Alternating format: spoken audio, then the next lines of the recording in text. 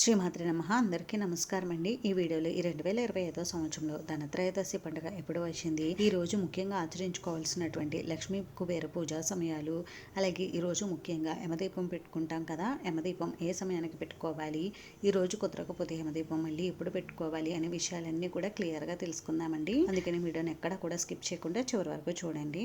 దీపావళి కంటే 2 రోజులు ముందుగా వచ్చే పండుగనే మనం ధనత్రయోదశి పండుగ అయితే జరుపుకుంటాము. దీపావళిని మనం 5 రోజులు పండుగ జరుపుకుంటాము. ఈ 5 రోజుల్లో మొదటి రోజు వచ్చే పండుగ ఈ ధనత్రయోదశి పండుగ. ధనత్రయోదశి, నరక చతుర్దశి, దీపావళి, బలిపాడ్యమి, యమద్వితీయ, ఈ 5 రోజులు కూడా మనం దీపావళి పండుగలుగా అయితే జరుపుకుంటాము. ఆశ్వీజ బహుళ త్రయోదశినే మనం ధనత్రయోదశిగా, ధన్తెరాస్గా, యమత్రయోదశి అని, ధన్వంతరి జయంతి అని పిలుస్తూ ఉంటాము. ఈ ధనత్రయోదశి రోజున ముఖ్యంగా లక్ష్మీ కుబేరులను, ధన్వంతరిని పూజించాలి. ఆయుర్వేదానికి అధిపతి అయిన ధన్వంతరి ఈ రోజు ఆవిర్భవించాడని మనకి పురాణాలు చెప్తున్నాయి. ఎవరైతే ఈ రోజు దీర్ఘకాలిక వ్యాధులతో, అనారోగ్య సమస్యలతో బాధపడుతున్నారో వారు తప్పకుండా ఈ రోజు ధన్వంతరిని పూజించాలి. ధన్వంతరి అంటే శ్రీ మహావిష్ణువు అండి. ఆయుర్వేదానికి అధిపతిగా ఈ రోజు ధన్వంతరి ఆవిర్భవించాడని పురాణాలు చెప్తున్నాయి. ఈ రోజు ఎవరైతే ధన్వంతరిని పూజిస్తారో వారికి అనారోగ్య సమస్యలు లేకుండా వారు పరిపూర్ణ ఆరోగ్యవంతులుగా ఉంటారు. ఈ ధనత్రయోదశి రోజు కుబేరుడు లక్ష్మీదేవిని ఆరాధించడం వలన సకల ఐశ్వర్యాలకు అధిపతుడయ్యాడని పురాణాలు చెప్తున్నాయి.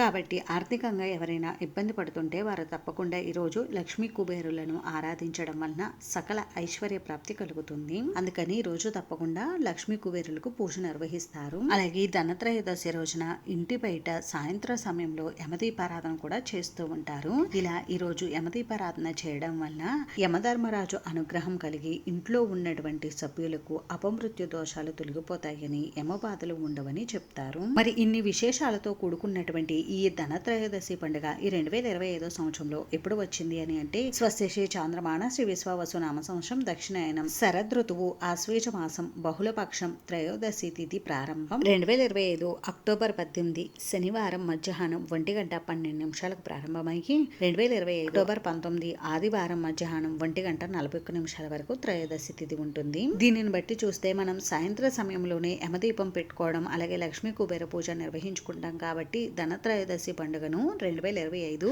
అక్టోబర్ 18 శనివారం రోజు అయితే జరుపుకోవాలి. ఈ రోజు నక్షత్రం వచ్చేసి పుబ్బ. సాయంత్రం 5:24 వరకు ఉంది. తదుపరి ఉత్తర నక్షత్రం అయితే ఉంటుంది. ఈ రోజు ధన్వంతరిని, లక్ష్మీ కుబేరుల్ని పూజించుకోవడానికి శుభ సమయం వచ్చేసి సాయంత్రం 4:46 నుండి రాత్రి 7:13 లోపు మీరు ఇంట్లో పూజ నిర్వహించుకోవచ్చు.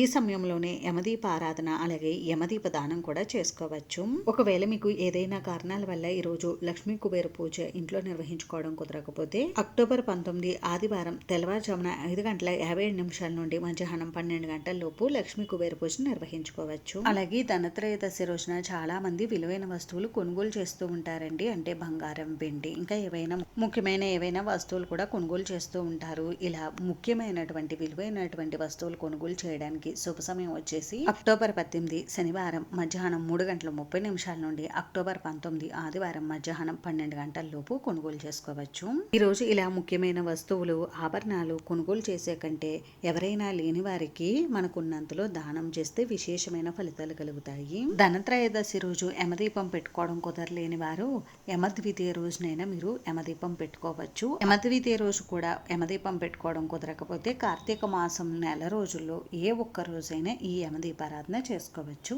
అంతేనండి. చూసారు కదా, ఈ వీడియో మీకు నచ్చితే ప్లీజ్ లైక్ చేసి, షేర్ చేసి, సబ్స్క్రైబ్ చేసుకోండి.